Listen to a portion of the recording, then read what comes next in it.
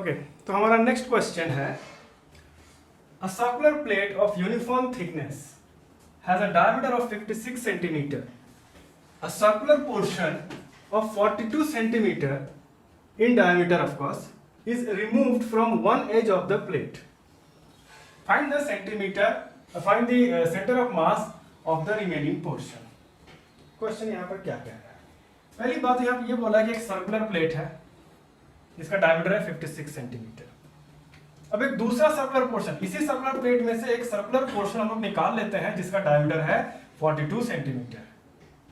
हमको जो बाकी पोर्शन बच गया उसका सेंटर ऑफ मास जो है उसका लोकेशन खोजना है कि कहाँ पे उसका सेंटर ऑफ मास लोकेटेड है. ये क्वेश्चन में एक हिडन डेटा दिया हुआ है जिसको अक्सर मिस करते हैं हम लोग, वो है यूनिफॉर्म थिकनेस. यूनिफॉर्म थिकनेस का मतलब होता है कि हम लोग यहाँ पे देखो मास का कहीं पे जिक्र नहीं है. बिना मास के हम लोग निकालें कैसे सेंटर ऑफ मास, फॉर्मूला में तो पुट होगा ही नहीं वो. तो यहां पे ये हिंट है यूनिफॉर्म थिकनेस.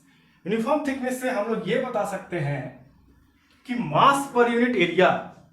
इमेजिन कर लो स्टार्टिंग में क्या था हमारे पास, एक स्टार्टिंग में सपोज हमारे पास ये सर्कुलर डिस्क है. ये सर्कुलर डिस्क था हमारे पास स्टार्टिंग में. ये जो सर्कुलर डिस्क है ये पूरा यूनिफॉर्म थिकनेस का है. तो इसका रेडियस हो जाएगा, ये जो हमको दिख रहा है कितना है 56 है. तो 56 है तो ये 21 हो जाएगा और वो 23 तो 46 हो जाएगा. ये वाला हो जाएगा हम लोग का 28 सेंटीमीटर का हो जाएगा हम लोगों का इसका रेडियस. तो चलो ये मार्क कर देते हैं.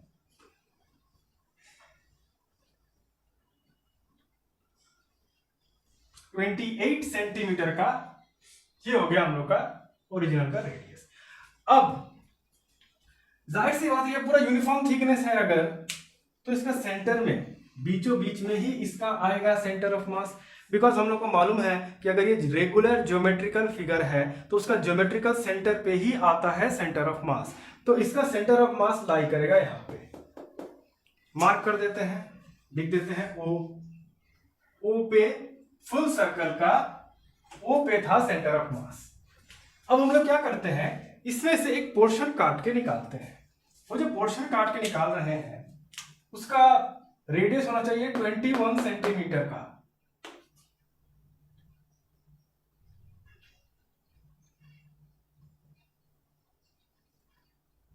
मान लो ये हो गया सर्कुलर पोर्शन जो काट के निकाल रहे हैं.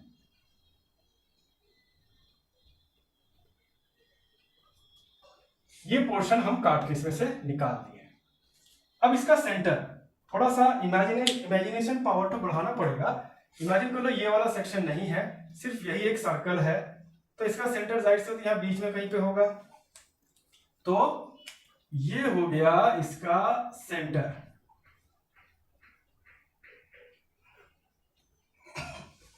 O1 बोल दिए इसको. चलो इसका जो रेडियस है ये हो जाएगा हम लोगों का 21 सेंटीमीटर. नाउ ये जो दिख रहा है सेंटर, ये बड़ा वाला जो सर्कल यहां से काट के निकाल दिए. अब ये जो काट के निकालेंगे तो ये जो पोर्शन काटा गया है इसका भी सेंटर ऑफ मास इसके सेंटर में यानी यहां पे लोकेटेड होगा. तो ये हो गया इसका सेंटर ऑफ मास. बच गया कौन सा पोर्शन, हमारा ये वाला पोर्शन बच गया. तो हम लोग को इतना मालूम है कि जब यही एक पोर्शन बच जाएगा तो इसका सेंटर ऑफ मास जो है जाहिर सी बात है इधर शिफ्ट कर जाएगा, क्योंकि इसका मैक्सिमम मास इस तरफ है. इधर इसका मैक्सिमम मास रहता है उसी तरफ सेंटर ऑफ मास शिफ्ट कर जाता है. तो इसका सेंटर ऑफ मास शिफ्ट करके यहां पे आ गया. मान लो इसको नाम दे दिए O2. ये रहा. अब इसको हम लोग को सॉल्व करना है. तो चूंकि ये यूनिफॉर्म थिकनेस का है, ये जो हिडन हिंट है, तो हम यहां बोल सकते हैं कि late the mass per unit area be small M, mass per unit area M हो गया। तो पूरे सर्कल का, होल सर्कल का मास क्या हो जाएगा? Therefore mass of complete circle, जाहिर सी बात है पर यूनिट एरिया अगर एम होता है तो पाई आर स्क्वायर, पाई आर में अगर 28 सेंटीमीटर ले लिए, उसका स्क्वायर अगर कर दिए तो उसका इंटू एम कर देंगे तो टोटल मास उसका निकल के आ जाएगा। तो लेट्स डू दैट नाउ। अब पाई आर स्क्वायर यानी पाई मीटर स्क्वायर हम लोग को यहां पे करना पड़ेगा। तो ये हो जाएगा पाई इंटू 28 स्क्वायर, ये हो गया area multiplied by area mass per unit area m। This will give us the total mass of the entire disc. उम्मीद करते हैं ये पोर्शन पूरा समझ में आया हो। सिंपल यूनिटरी मेथड है। इसका मतलब ये हो गया कि 1 एरिया का मास हो जाएगा, 1 यूनिट एरिया का मास हो जाएगा स्मॉल m। तो जाहिर सी बात है कि पाई 28 स्क्वायर, तो ये बिल्कुल वैसा ही हुआ कि 1 यूनिट एरिया में अगर मास m होता है तो 10 यूनिट एरिया में कितना हो जाएगा? 10 इंटू एम। 20 यूनिट एरिया में कितना हो जाएगा? 20 इंटू एम। या फिर pi into 28 square unit area में कितना हो जाएगा? Pi into 28 square into M. सीधा सा बात है। तो ये हो गया हम लोग का mass of the bigger disc या bigger plate, main plate, complete plate. उसके बाद mass of the cutout portion,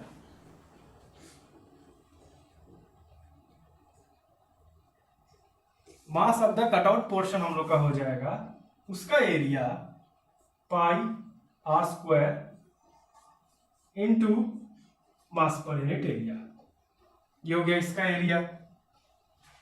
तो mass of the remaining portion क्या हो जाएगा? ये हो जाएगा मास ऑफ रिमेनिंग पोर्शन,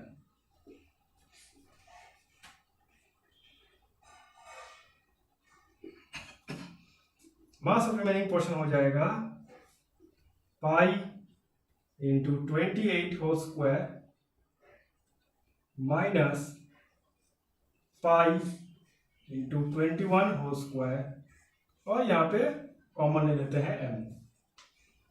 ये हो गया हम लोग का mass of the remaining portion. ये सारी चीजें हम लोग यहां पे निकाल के रख दिया। अब यहां पे हम लोग को सेंटर ऑफ मास यानी ये O2 जो दिख रहा है ना, ये O2 का लोकेशन पता करना है, क्योंकि क्वेश्चन ये कहता है कि final centre mass of the remaining portion. Remaining portion का सेंटर ऑफ मास इधर शिफ्ट कर जाएगा यानी O2। अब हम लोग यहां पे ये मासेस, ये सेंटर ऑफ मास है तीनों का, इन्हीं को लेकर डील करना है। प्रिंसिपल ऑफ मोमेंट्स का अगर इस्तेमाल करेंगे तो सिर्फ ऐसा इमेजिन करो, अब इतने बड़े बड़े बॉडी पकड़ के कोई लाभ नहीं है। जैसे कि इससे पहले के न्यूमेरिकल्स में हम लोगों ने देखा था, बॉडी एक्चुअल में कुछ और ही था, उसका सेंटर ऑफ मास हम लोग पकड़ ले रहे थे और उस सेंटर ऑफ मास पे काम कर रहे थे, इंडिविजुअल सेंटर ऑफ मास पे। तो वैसे ही अगर इसका डायग्राम बनाए हम लोग तो इसका सेंटर ऑफ मास, बीच वाले का सेंटर ऑफ मास यहाँ पे हो गया O, थोड़ा सा शिफ्टेड है इस तरफ, ये हो जाएगा O1, और यहां से थोड़ा सा हो जाएगा O2। तो according to principle of moments, net the algebraic sum of all the moments is 0। यानी इसको हम लोग पिवोट पॉइंट मानते हुए इधर का मोमेंट इक्वल टू इधर का मोमेंट कर सकते हैं, यानी इसी को ओरिजिन मानते हैं हम लोग। तो क्या होगा हमारा इक्वेशन? इक्वेशन में हम लोग बना सकते हैं, यहाँ पे स्टेटमेंट लिख देंगे that from principal of moments considering only the mass, considering only the center of mass of the different figures, O1 पे हम इमेजिन कर लेते हैं, चूंकि ये centre of mass of the cutout portion है तो पूरा कटआउट पोर्शन का सेंटर ऑफ मास यहाँ पे कॉन्सेंट्रेटेड है, और O हो जाएगा पूरा होल बॉडी का मास कॉन्सेंट्रेटेड O पर है, और रिमेनिंग पोर्शन का मास O2 पर है। ये रहा। तो हम यहाँ पे क्या लिख सकते हैं? रिमेनिंग पोर्शन जो है, रिमेनिंग पोर्शन का एम आर लिख देते हैं, चलो remaining portion M R into ये जो डिस्टेंस हो गया that is O2 is equal to, ये किसका है, ये हो गया कटआउट पोर्शन का। तो कटआउट पोर्शन का मास MC बोल देते हैं, चलो इंटू O1। तो ये जो पोर्शन दिख रहा है इसका मतलब क्या हुआ, याद करो जो हम तुम लोगों को करवाए हैं centre of mass of 2 point system, 2 particle system. 2 particle system में जहां पर यहाँ पे एक पार्टिकल था और यहाँ पे एक पार्टिकल था, A and B, masses M1 M2, और इसका सेंटर ऑफ मास हम लोग यहाँ पे पकड़ लिए थे। यहाँ पे एक बार ओरिजिन इसको पकड़ के करते थे A को और सेंटर ऑफ मास का लोकेशन निकाल दिए, फिर ओरिजिन B को पकड़े, फिर सेंटर ऑफ मास का लोकेशन निकाल दिए, फिर ओरिजिन एक बार सेंटर ऑफ मास को ही ओरिजिन पकड़ लिए थे हम लोग, तब सेंटर ऑफ मास को ओरिजिन पकड़े थे। तो इन दैट केस वहां पे जो हमारा कंडीशन निकल के आया था, वो कंडीशन पे अगर ध्यान दोगे तो हम लोग का क्या कंडीशन आया था, इमेजिन कर लो ये M1 है, ये M2 है, और यहाँ से यहाँ तक R1, यहाँ से यहाँ तक R2। तो इन दैट केस हम लोग को ये जो कंडीशन आया था that was M1 R1 is equal to M2 R2। Anti clockwise movement create हो रहा है, क्लॉकवाइज मूवमेंट क्रिएट हो रहा है, दोनों को हम लोग इक्वेट किए थे वहां पे बड़े अच्छे से वो सेक्शन में समझा के बताया है। तो वो सेक्शन पे एक बार ध्यान से देख लेना, समझ में आ जाएगा। तो ये जो चीज दिख रहा है 2 पार्टिकल सिस्टम का सेंटर ऑफ मास निकालना, तो ये सिस्टम तो यहाँ पे हम लोग फॉलो कर रहे हैं, और इसके बाद हम लोग क्या करेंगे, वैल्यूज पुट करेंगे और सॉल्व करके निकाल के दिखाएंगे। तो आगे करते हैं। अब यहां से हम लोग को चाहिए क्या, ये वाला डेटा चाहिए। तो O2 चाहिए, तो O2 इधर रखते हैं और MC बाई MR O1। अभी जो O1 दिख रहा है, ये जो पोर्शन, ये तो हम लोग को मिल ही जाएगा। 28 सेंटीमीटर में से 21 सेंटीमीटर अगर माइनस कर दें, 7 सेंटीमीटर हम लोग को मिल जाता है। यानी इसको अगर हम लोग लिखने की कोशिश करें तो ये भी बड़ी आसानी से हम लोग लिख सकते हैं। इसको M ऑफ कटआउट पोर्शन हो जाएगा pi 21 whole square by M of remaining portion, इसका पूरा सोल्यूशन, पाई को भी कॉमन ले सकते हैं यहाँ पे, और अच्छा मास है तो यहाँ पे एक M भी आ जाएगा, और यहाँ पे M को भी कॉमन ले लेंगे तो ये हो जाएगा 28 स्क्वायर माइनस 21 स्क्वायर, पाई पाई M कट जाएगा, मल्टीप्लाइड बाई O1। O1 जो दिख रहा है वो 7 सेंटीमीटर का है, ये हो जाएगा 7। यूनिट की चिंता हम लोग को नहीं करनी है, ऐसा नहीं कि इसको हम लोग को एसआई सिस्टम में कन्वर्ट करना है, बिकॉज हम लोगों ने M पकड़ लिया है। अगर इसको सेंटीमीटर में कैलकुलेट कर रहे हैं तो हम लोग यहाँ पे इमेजिन कर सकते हैं कि ये M ग्राम है। M ग्राम पकड़ के चलते हैं, लास्ट में जो निकल के आएगा वो सेंटीमीटर में निकल के आएगा, बाद में एकदम लास्ट में चाहो तो इसको मीटर में कन्वर्ट कर सकते हो। तो यूनिट की चिंता भी करने की जरूरत नहीं है यहाँ पे।